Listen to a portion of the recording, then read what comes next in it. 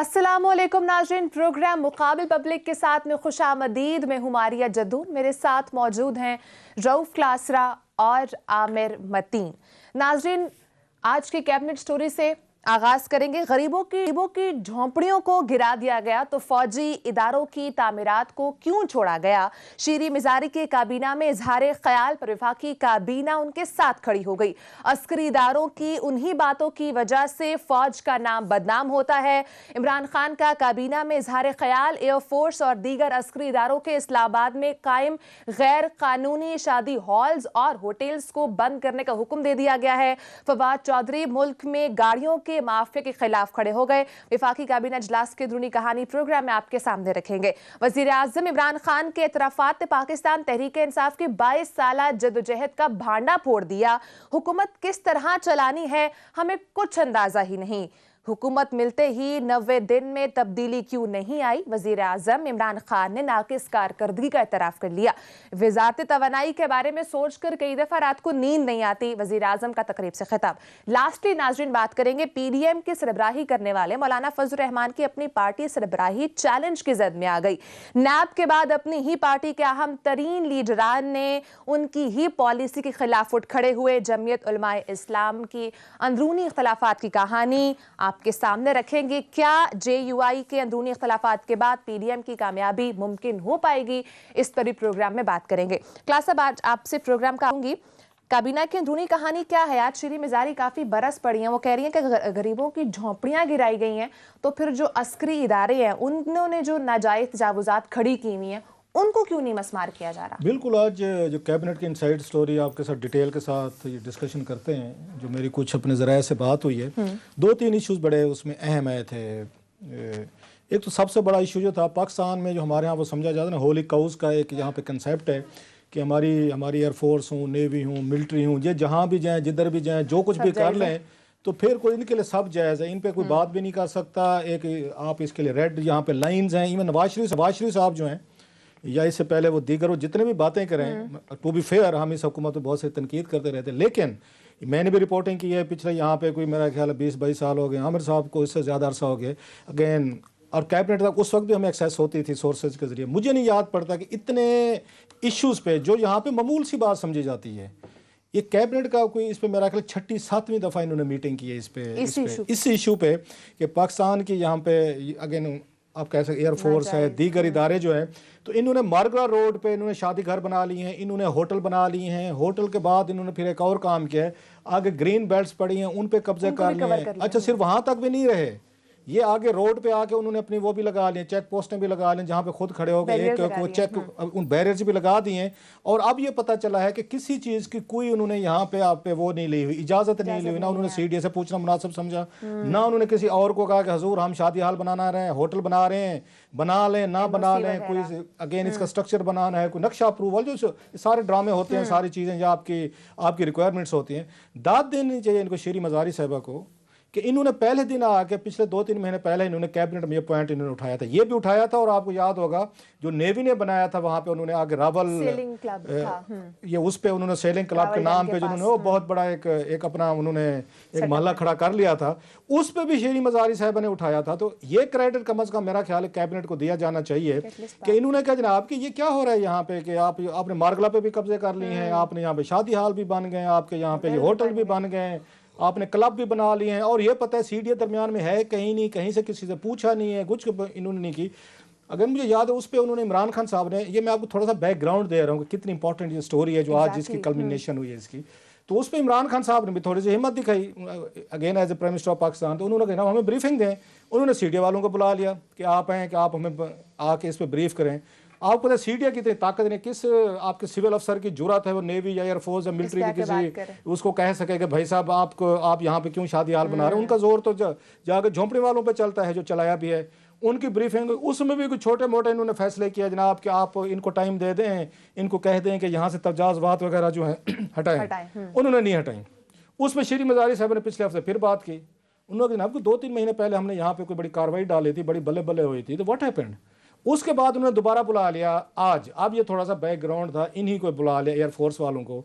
इन्होंने कहा जनाब हम आपको ब्रीफिंग देते हैं कैबिनेट को और हम आपको बताएंगे कि ये तजाज़ुबात, ये शादी घर, ये होटल जो हमने बना लिए हैं, ये मार्गला पे बने हुए हैं, बाय द वे ये जो हमने बना लिए हैं, ये मागला के जो लोग इस्लामाबाद को नहीं समझते कि मागला रोड इस्लामाबाद की ईस्ट टू वेस्ट सिर्फ 3 जो है ना आर्टरीज जाती हैं।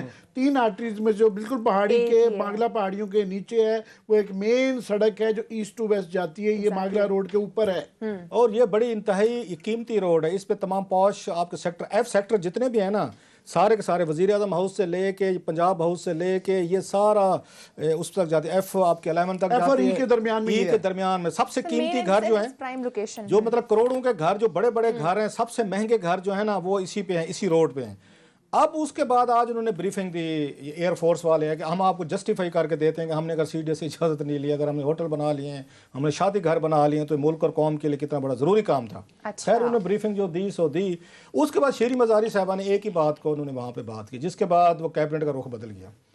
उन्होंने ये कहा कि जनाब के उन्होंने अपने प्राइम मिनिस्टर साहब को कहा कि हमारे बारे में ये तस्वर बन गया है, हमने गरीबों की झोंपड़ियाँ गिराई यहाँ पे कि नाजायज़ उस पर तजाज़ुबात है, हमने बाज़ारों पे बुलडोज़र चला दिए, हमने जहाँ पे कोई स्ट्रक्चर हमें नज़र आया हमने उसको गिरा दिया, ट्रैक्टर चलवा दिया और बल्ले बल्ले हुई तारीफें हुई। लेकिन जहाँ पावरफुल लोगों की चीज़ें आना शुरू हो गई, पावरफुल लोगों के घर आ गए, उनके नाजायज़ तजाज़ुबात हैं, तो हमारे ऊपर तनकीद आ रही है कि हमारे वहाँ पे हाथ जलना शुरू हो गए, पाँव जलना शुरू हो गए। तो ये तो उन्होंने कहा साफ है कि एयरफोर्स को अगर हम हाथ नहीं डाल सकते, उनको हम मना नहीं कर सकते, तो फिर बाकी लोगों को जो हमने जिस तरीके के झोंपड़ें गिराई हैं, चीज़ें गिराई हैं, अगर मुमकिन है कि उनका इशारा उन्होंने तो नहीं कहा होगा, मैं ज़रा थोड़ा सा वो चेज़ा लेने के लिए कह देता हूँ कि मुमकिन है कि वज़ीर आज़म साहब को भी थोड़ा सा बता रहे हो कि एक्सीलेंसी आपका भी यहाँ कॉन्स्टिट्यूशनल एवेन्यू में एक आपका फ्लैट है, वहाँ पे वो नाजायज़ तजावुज़ात में आप भी आते हैं। बनी गाला की भी खबरें चल रही हैं जनाब के उनको भी रेगुलाइज किया गया है या किया जाना है या जुर्माने वगैरह हो गए। तो अब उन्होंने सही हिट किया उसने शेरी मज़ारी ने, आई मस्ट वेरी इंटेलिजेंटली। तो इस पे इमरान खान साहब बोल पड़े, ये मेरे ज़राए जो मुझे कह रहे हैं सर, उन्होंने कहा जनाब नहीं बिल्कुल शेरी आप इस पे ठीक कह रहे हैं। अगर ये तस्वर जा रहा है ना कि हमने बड़े बड़े लोगों को कुछ नहीं कहा और हमने झोंपड़ियों पे हमने आके बुलडोज़र चला दिए हैं, चीज़ें चल गई, ये बड़ी गलत बात है। तो उसके बाद उन्होंने फौरी तौर पर यह फैसला किया और साथ में इमरान खान साहब ने एक बड़ी इंतहाई इंपॉर्टेंट ऑब्जर्वेशन दी, मेरे जो ज़राए ने बताइए।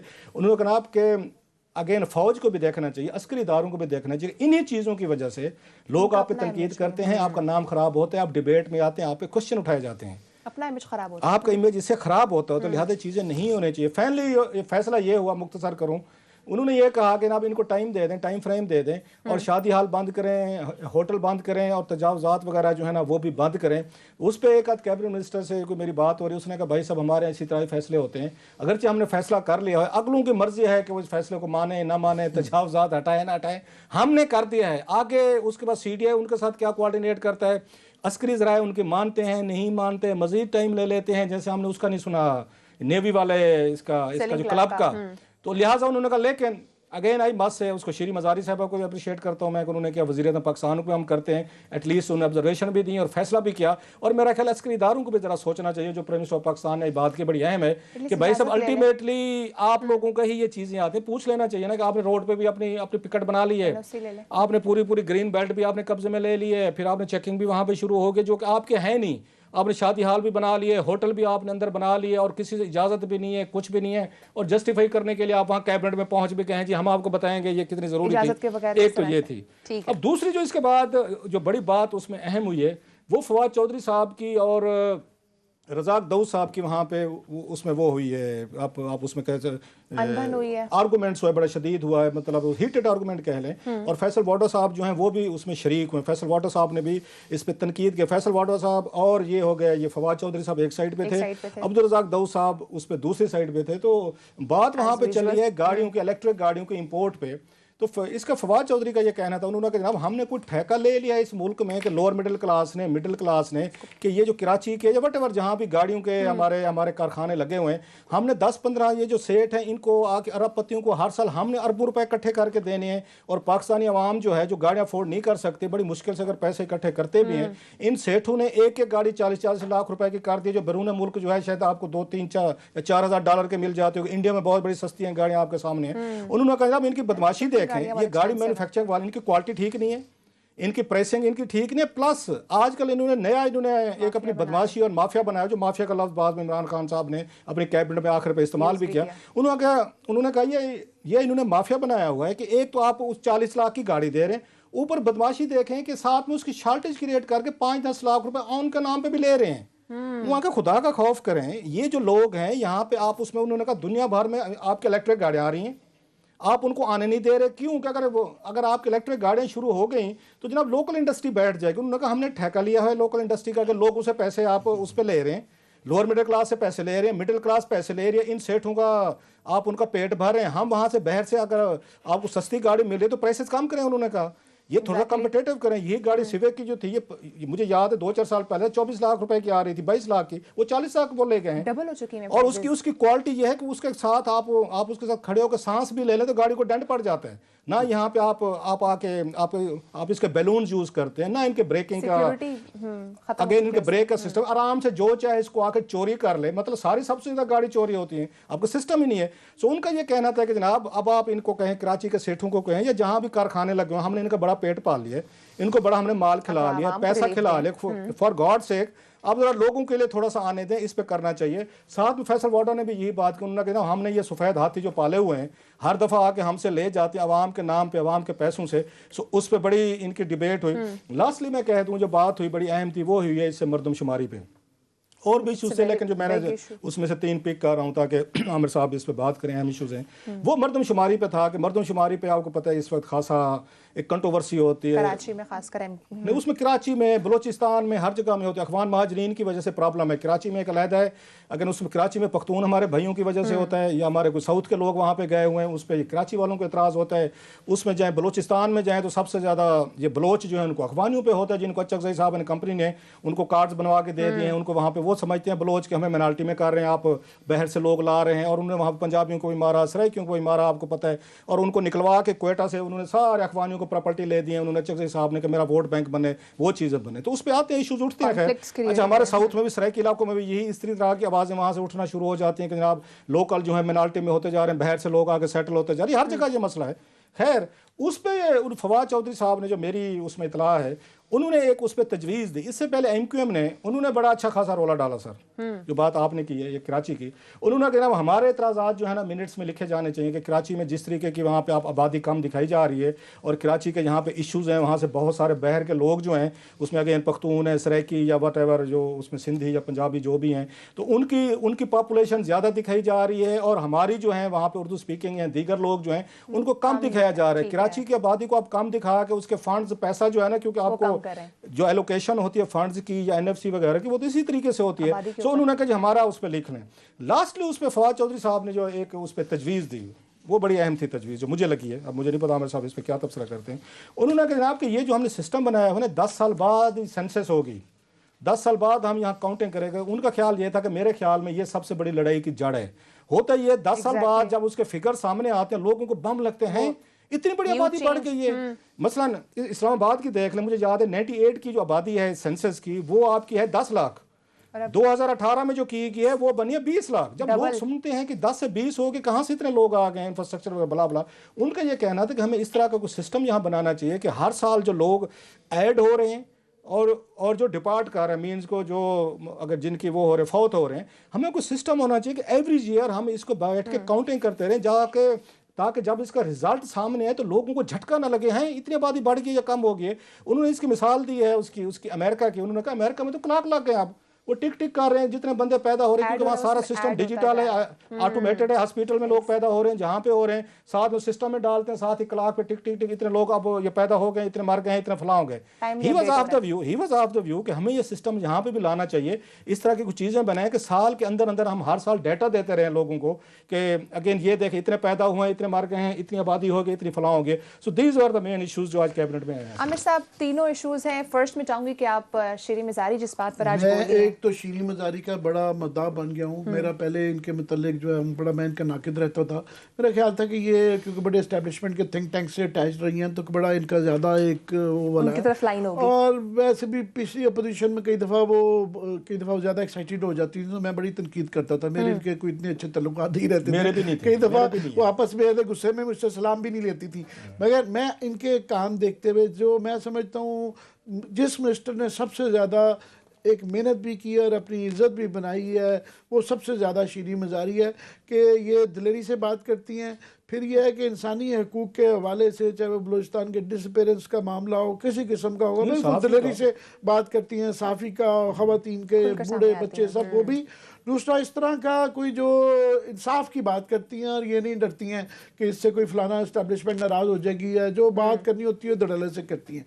ये इशू जो है मागला का इस्लामाबाद के लोग तो लोकल इशू है कि इस्लामाबाद के सारे लोग मेरे जैसे भी मुझे भी उधर से रोज़ आना पड़ता है 3-4 घंटे सुबह रश आवर्स में पूरे इस्लामाबाद को इसकी वजह से 3 आर्टरीज हैं सिर्फ ईस्ट टू वेस्ट जो है ना इस्लामाबाद में। ये एक आर्टरी है और ये मेन आर्टरी है ये बंद होती है 2-2, 3-3 घंटे यहाँ से लग जाते हैं ट्रैफिक के अंदर फंसे हुए। और ये सिक्योरिटी इश्यूज है। ये GHQ एयरफोर्स और नेवी को ये हेडक्वार्टर्स दिए गए हुए हैं खुदा ना खास्ता इन वॉर लाइक सिचुएशन एक क्राइसिस के उसमें यहाँ ट्रैफिक इतनी है कि अगर आपको ये आना जाना बंद हो जाता है बिल्कुल कोई फौजी ट्रक भी नहीं गुजर सकता। तो एक ये सिक्योरिटी इशू भी है। ये दिए गए थे इनको हेडक्वार्टर को ज़ाहिर है सिक्योरिटी की वजह से इस्लामाबाद में मगर उन्होंने एक नाजायज़ काम किया कि कम्युनिटी हॉल के नाम पे बनाया और वो शादी हॉल के तौर पे एयरफोर्स इस्तेमाल करते हैं। फिर वहाँ पे एयरफोर्स की यूनिवर्सिटी बिल्कुल आप बनाएं एयरफोर्स के लोगों के लिए अगर आप करनी है मगर वो सिर्फ एयरफोर्स के लिए नहीं है पूरा कारोबार है। इस्लामाबाद पाकिस्तान के सारे बच्चे आते हैं और वो उसकी वजह से पूरा ट्रैफिक बंद हो जाता है। इस एयरफोर्स की यूनिवर्सिटी को एयरफोर्स के लिए रखें। बाहर के लिए अगर आप बनाना चाहते हैं तो किसी और जगह जाके बना लें। इस जगह पे वो उस जगह के लिए मास्टर प्लान में इस तरह की गुंजाइश भी नहीं थी निकाली। दूसरा सारा ग्रीन बेल्ट भी खा गए हैं सड़क भी खा गए हैं। और ये क्योंकि पहले ही इस्लामाबाद में नेवी क्लब का भी इशू चलता रहता है और बिल्कुल मेरी भी मैं पहले भी दरख्वास्त कर चुका हूँ कि फ़ौजी क़यादत से कि ये एक बड़ा फ़ैसला करना पड़ेगा कि लोग इस चीज़ से दिन ब दिन तंग आते जा रहे हैं। अभी हाल ही में DHA कोयटा के ख़िलाफ़ जो है बलूचिस्तान हाई कोर्ट का फ़ैसला भी आया है। फिर ये हर शहर के अंदर DHA के जो एक्सपेंशन होती जा रही है और क्योंकि उसके अंदर सर्विंग जो है कोर कमांडर्स जो होते हैं वो उसको हेड कर रहे होते हैं इसलिए बिल्कुल प्राइम मिनिस्टर ठीक कहते हैं कि इदारे के ऊपर उसकी काफ़ी लोग तनकीद करते हैं इसको उससे डी-लिंक कर देना चाहिए। बिल्कुल सर्विंग लोगों का इसमें नहीं होना चाहिए और बिल्कुल इस चीज़ से फासला कर लेना चाहिए। दूसरा ये मैं ज़रूर कहूँगा कि इमरान खान साहब पे ये सिलेक्टर वो जो काफ़ी वो जो करते तो रहते हैं अपने दौर में ये चाहे पीपल्स पार्टी हो चाहे ये नून लीग हो अब उनको बड़ा याद आ गया है कि जनाब ये वोट को इज्जत दो। इस तरह का कभी भी कोई मसला ये सारे जो DHAs बने पहले सिर्फ आप देखें कराची इस्लामाबाद लाहौर था पहले निचली तो एक ही DHA था। अब कोई जो है पेशावर में भी DHA बनने जा रहा है कोयटा में ये बन रहा है मुल्तान भावलपुर कोई कोर नहीं रह गई है जहाँ और ये सारे DHAs जो फैसले हुए हुए हैं इनको जो जगहें दी हुई और इसके अंदर बेताशा लाहौर के अंदर फॉर एग्जांपल वो बंगाली फार्म था और ये कब्जे उसके अंदर जो जाहिर है 3 ही हुकूमतें नहीं हुई हैं एक वो मुशर्रफ की रही हुई है एक पीपल्स पार्टी की रही हुई है और ये नून लीग की है। ये सारे इनके दौर में हुए और उनकी फाइल कभी रुकी नहीं थी। तो ये मैं कहता हूँ बड़ी दिलेरी की बात की है कि उन्होंने खुल के ये किया है कि ये इंसाफ की बात है इसको करना चाहिए। दूसरा क्विकली जो है ये जो कारों का मसला है ये जिस तरह जो मैंने कहा ना पाकिस्तान से ईंट उठाओ नीचे से कूड़ा निकलता है। हमने चीनी का भी देख लिया ऑयल का भी रह गया। अब टाइम आ गया है कि ये टबैको और ये कार्स का भी ना इनकी भी एक तफ्तीश करवा लें। कभी कभी मुसाबकती कमीशन जो है वो कभी रिपोर्ट देता है मगर 70 साल में दुनिया में कोई ऐसा मुल्क नहीं होगा कि 70 साल में आज भी ये असेंबल करते हैं, ये बाहर से सारे पार्ट आते हैं। यहाँ पे ना होने के बराबर 70 साल में हमारी कार इंडस्ट्री नहीं है, और ये महंगी भी बेचते हैं, दुनिया के किसी उससे कंपैरिजन कर लें, ये क्वालिटी भी बेकार है। जो थर्ड क्लास कार होती है दुनिया भर में वो है, सिक्योरिटी भी उसकी बुरी है, कार की प्रोडक्शन भी बुरी है, स्टैंडर्ड्स भी नीचे हैं और महंगी भी है, और 3-4-5 कंपनियां हैं, बाकी किसी को ये आने नहीं देते। और हाइब्रिड कार तो पूरी दुनिया में नेक्स्ट ये जो है ये बड़ा अच्छा कर रहे हैं फवाद चौधरी, पूरी दुनिया में अब रेस ही यही है। वो कह रहे हैं अगले 25 साल में सारी दुनिया में हाइब्रिड कार आनी है। तो बिल्कुल आप बजाय इसके कि इनको ठीक करें, आप हाइब्रिड को लेके आएँ, दुनिया भर में एनवायरनमेंट के लिए भी, और हमारी सबसे बड़ी जो फ्यूल कॉस्ट है वो पेट्रोलियम का कॉस्ट है, वो भी बचत होगी। तो ये इकॉनमी के लिए और एनवायरनमेंट के लिए। लास्टली मैं कहूँगा ये सेंसस वाले इशू पे मरदमशुमारी फवाद चौधरी साहब पूरे वेल इन्फॉर्म शायद नहीं है, क्योंकि ये 10 साल बाद सेंसस ज़रूर होता है। एक आध दफ़ा हमारे यहाँ क्योंकि वो 20 साल हो गया, वो नहीं हो सका, तो 20 साल भी लग गए। मगर ये हर साल में जो स्टैटिस्टिकल ब्यूरो है उनका एक सर्वे आता है। हाँ, उसको पब्लिक करने की ज़्यादा ज़रूरत है। अच्छा। उसको पब्लिसाइज करने की ज़रूरत है। तो ये हर साल और क्वार्टरली जो है ना उसको ट्रेंड को चेंज करते रहना चाहिए, कि ज़्यादा सालाना या 2.5 साल के बाद उसको ज़्यादा ऑथेंटिकली करवा के ज़्यादा पब्लिसाइज करना चाहिए कि जनाब ये वाला हमारा जो है ना अब ये वाली सूरत हाल है, 10 साल वाली नहीं है, उससे फ़र्क पड़ जाएगा। ठीक है नाज़रीन, ब्रेक का टाइम है, ब्रेक के बाद बात करेंगे। वज़ीर आज़म ने कहा है कि हुकूमत किस तरह से चलानी है हमें कुछ अंदाज़ा ही नहीं था। तो कहाँ गई वो 22 साल जदोजहद, कहाँ गया वो गवर्नमेंट में आने से पहले होमवर्क? ब्रेक के बाद बात करेंगे, साथ रहिएगा।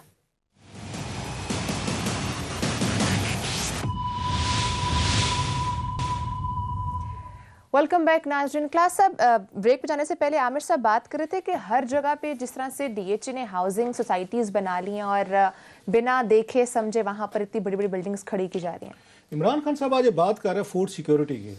एक तरफ आप फूड सिक्योरिटी की बात कर रहे हैं, दूसरी तरफ आपकी वीट आपकी शॉर्टेज आ रही है, जो लोगों का एहसास नहीं आ रहा क्यों आ रही है। हाउसिंग सोसाइटी इतने बुरे तरीके से इन्होंने एग्रीकल्चर ज़मीनों पे कब्जा कर लिया। आपको याद होगा आयत शहबाज शरीफ साहब जो हैं उन्होंने सहीवाल में आके उस पर जरी ज़मीन के in the heart of Sahiwal सबसे ज़्यादा कीमती और एग्रीकल्चर लैंड है, उन्होंने वहाँ पे कोयले का प्लांट लगवा दिया जनाब के। आए जनाब के एक पूरे रीजन को पोल्यूट भी करेंगे, जरी ज़मीन भी दे रहे हैं। आप लाहौर से आए ना टुवर्ड इस्लामाबाद, आमिर साहब आते जाते होंगे, आपने देखा होगा कि लाहौर से लेकर टोटल पूरा कई मीलों तक अब आपको दाएं बाएं अब आपको हाउसिंग सोसाइटी जरी ज़मीन है, बड़ी खूबसूरत ज़मीन है, दे हैव बीन ओवरटेकन, वहाँ हाउसिंग सोसाइटीज बन रही हैं। जेलम दरिया तक कहें, जीटी रोड पे जेलम दरिया तक आपको लेफ्ट राइट जो है ना आबादी मिलती है, आबादी मिल रही है। आपने सारे मुल्क में और कोई काम ही नहीं हो रहा, यहाँ पे आबादी हो रही है, पैदा हो रहे हैं, लोग पैदा हो रहे हैं, साथ में हाउसिंग सोसाइटीज बन रही हैं। ये दो काम है इस मुल्क में बिल्कुल जनरसली हो रहे हैं, इनको रोकने वाला कोई नहीं है। आपकी जरी ज़मीन है और आपका पंजाब सबसे ज़्यादा प्रोडक्टिव है, फर्टाइल है।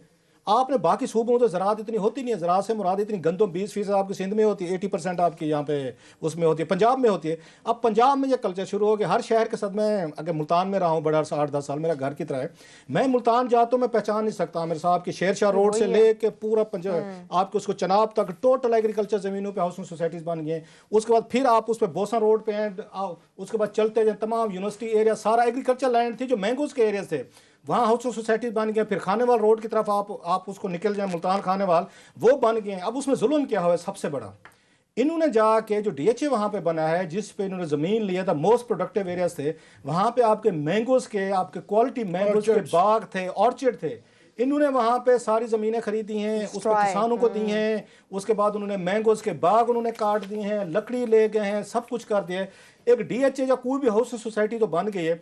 आपका मैंगो एक्सपोर्ट होता था, आपके मैंगोज वहां से पूरी दुनिया में जाते थे। और आपका मुल्तानी चौसे का किसी दुनिया में जवाब भी नहीं है। सबसे मीठा अच्छा आम जो है वो मुल्तान का चौसा समझा जाता है। वहां तबाही फिर गई, बर्बादी फिर गई, मुल्तानी खुश है बड़े। मैं उनको कहता भी होता हूँ, ताने भी देता हूँ, खुदा का खौफ करो, पहले गर्मियाँ इतनी, ऊपर से कोई आपने पूरे के पूरे यहाँ पे हाउसिंग सोसाइटियाँ बनवा दी हैं, जमीनें बेच दी हैं। अच्छा वो किसान है, उनको बैठे बैठे पैसे मिले, इन्होंने फ्रंटमैन हायर किए सर। आप ये खुद नहीं है सामने, इन्होंने फ्रंटमैन हायर किए हैं कि जाएं और किसानों को पैसे दें, इनको 10 लाख की बजाय 12 भी देना पड़े दे दें। उन्होंने 12, मैं आपको वैसे प्राइस बता रहा हूँ। साथ में किसानों ने कहा ये जो बाग है हम इनको काट के आके लकड़ी बेचो, वहाँ के बेचो। सारी मैंगोज की बर्बादी हुई है, सारे एग्रीकल्चर एरियाज की बर्बादी हुई। अब पता चला चोलिस्तान की तरफ रुख हो गया सर, वहाँ पे भावलपुर के करीब एक उधर वहाँ पे बनाया जा रहा है, गोजरावाल में बनाया जा रहा है। ये जो फूड सिक्योरिटी की, अब आपने इस साल 2.5 से 3 बिलियन डॉलर की पाकिस्तान एग्रीकल्चर चीजें इंपोर्ट की हैं, मंगवाई हैं।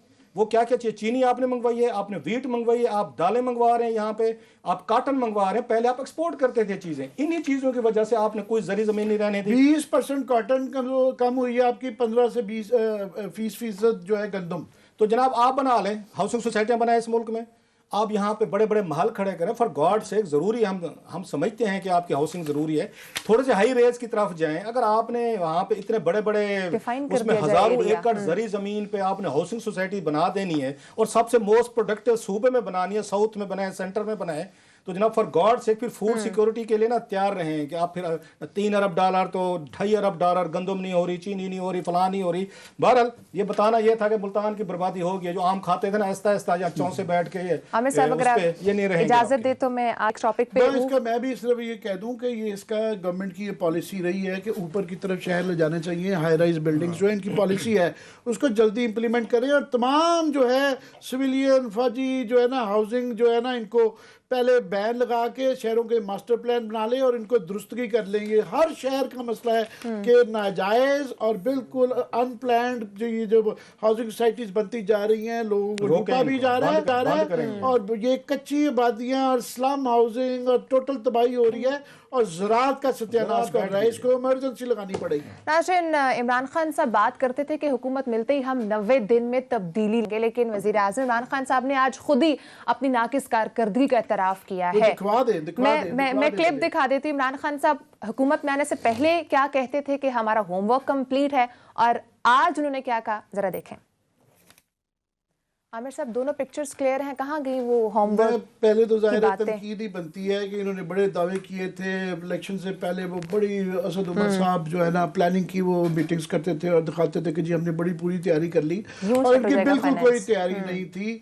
और उसके बाद सबसे बड़ी बात ये हुई कि ये प्राइम मिनिस्टर जो ये कह रहे हैं कि जनाब फिगर्स हमें गलत दे देते थे और ये था वो था।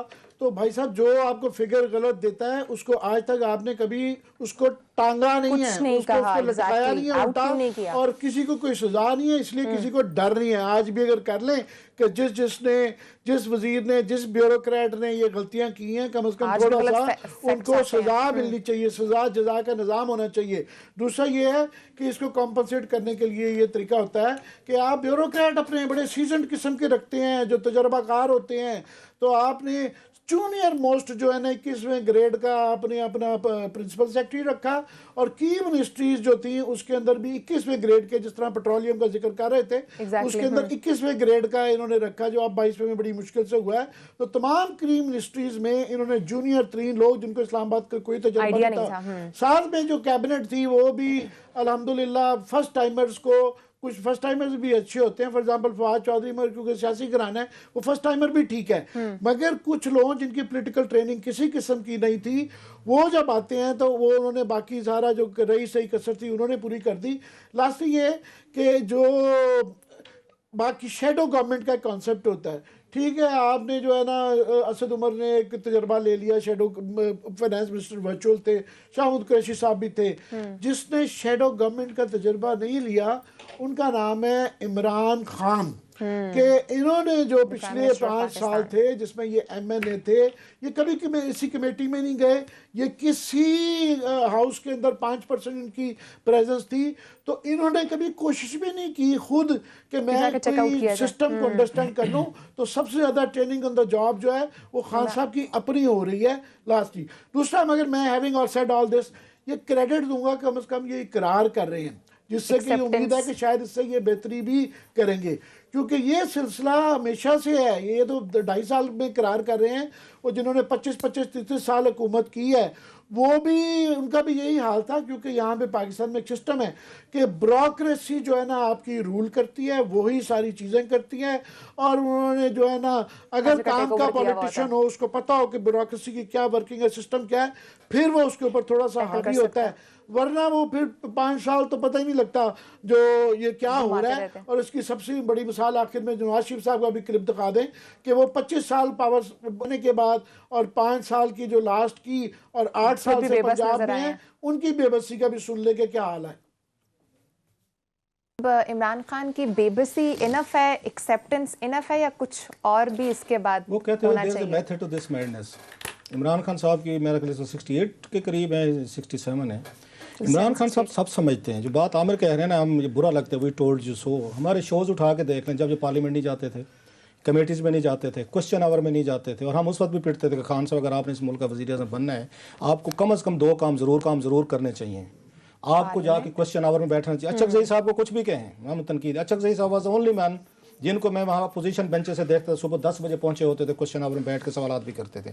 इनकी पार्टी के जो लोग 2-3 लोग थे, उनके परफॉर्मेंस बेहतर है, क्योंकि क्वेश्चन आवर में जाते थे, वो बैठ के आपकी स्टैंडिंग कमेटीज़ को अटेंड करते थे। मुराद सईद को मैं देखता था, क्वेश्चन आवर में बैठते थे, कमेटीज़ में भी उठते थे। आरिफ अलवी साहब को PSC में देखता था, कमेटीज़ में भी आते थे, वो वहाँ पर आते थे अगेन क्वेश्चन, और उनकी परफॉर्मेंस भी बेहतर थी। असद उमर साहब थे, ये फाइनेंस कमेटी को देखते थे, ये भी आते थे, इनकी परफॉर्मेंस भी बेहतर थी। आपकी मोहसिन अजीज हैं, सेनेटर है, मैंने उनको देखा है पिछले उसमें बरसों में, उनकी परफॉर्मेंस बेहतर है, क्योंकि वो कमेटी में भी आते थे, वहाँ पे थे। शिबली फराज साहब, मैं नाम गिनवा रहा हूँ 5-6 लोगों को। शीरी मजारी साहबा, आपने जो काम के बंदे थे, कोई काम के बंदों को आपने वजीर नहीं बनाया। मतलब मोहसिन अजीज साहब से मेरी कोई जाती तौर पर कोई ना दुआ सलाम है, ना मैं कभी मिलो, मैंने उनको कमेटीज में देखा है।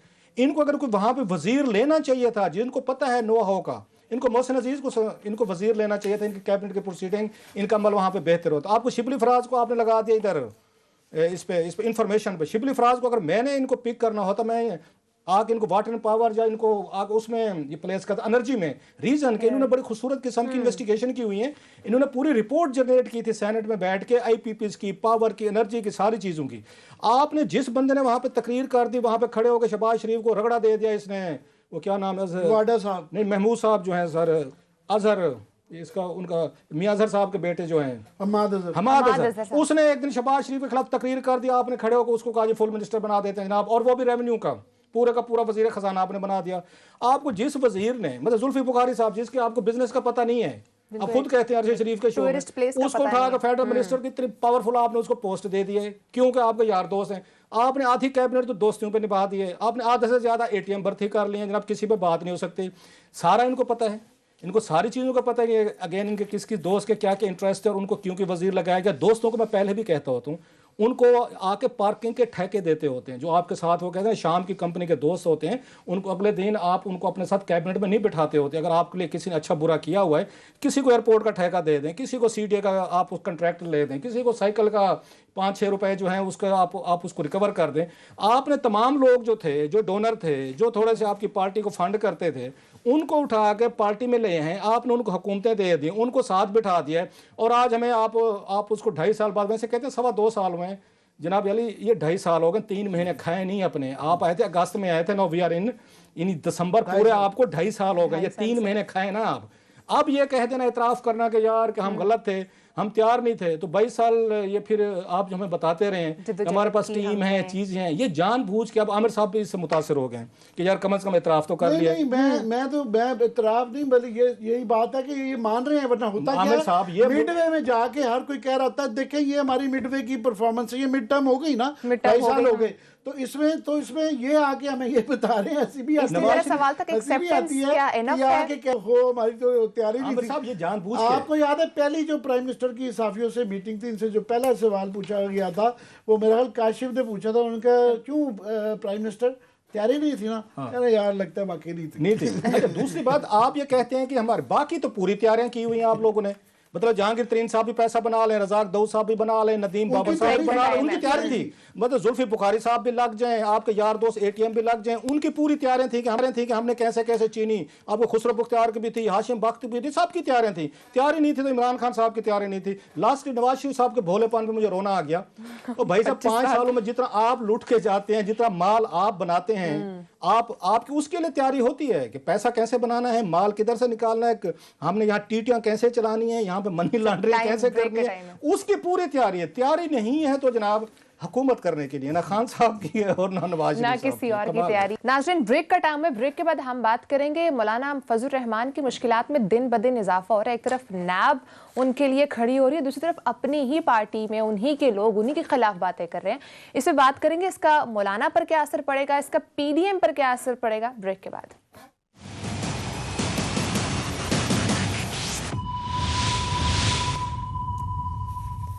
नाजरीन वेलकम बैक। नाजरीन, बात हो रही है पीडीएम की सरबराही करने वाले मौलाना फजल रहमान की, किस तरीके से उनकी अपनी ही पार्टी के लोग निकल कर सामने आ रहे हैं और बातें कर रहे हैं। आमिर साहब, जिस तरह की सिचुएशन अभी हो रही है, आपकी बात सच होती साबित हो रही है कि आपने कहा था कि इस्तीफे नहीं होंगे और तितर बितर हो जाएंगे। सब्र करें, मैंने ये नहीं कहा था नहीं होंगे, मैंने कहा था कि अगर इस्तीफे हुए तो पीडीएम नहीं रहेगी ना, से पीडीएम भी टूटेगी और ये पॉलिटिकल पार्टी में भी दरारें तमाम में आएंगी। और आप जो है ना, एक तबका होगा जो नहीं करेगा। अभी ये बाकी फैसला ना करे। मैं आपसे कह रहा हूँ जैसा अभी आप फैसला ना करें। एक सिचुएशन जो नजर आ रही है आमिर ना, साहब के उस बास्केट में आप जरा अपना वजन ना डालें, जरा न्यूट्रल रहें। अब आप कमेंट कर रहे हैं, अभी बड़े दिन पड़े। ये जेयूआई में ये एक्सपेक्टेड था कि जेयूआई आप देखें ये दरारें काफ़ी अरसे से उनके यहाँ आ रही थी। ठीक है। ये मौलाना मुफ्ती महमूद के ज़माने के बाद से पहले मौलाना गुलाम हज़ार भी लैदा हुए, फिर उसके बाद दस्तूरी ग्रुप बना, फिर समीउल्लाह का ग्रुप बना, अभी रिसेंटली नज़रियाती ग्रुप बलूचिस्तान में लैदा हो गया था मौलाना फजल रहमान से।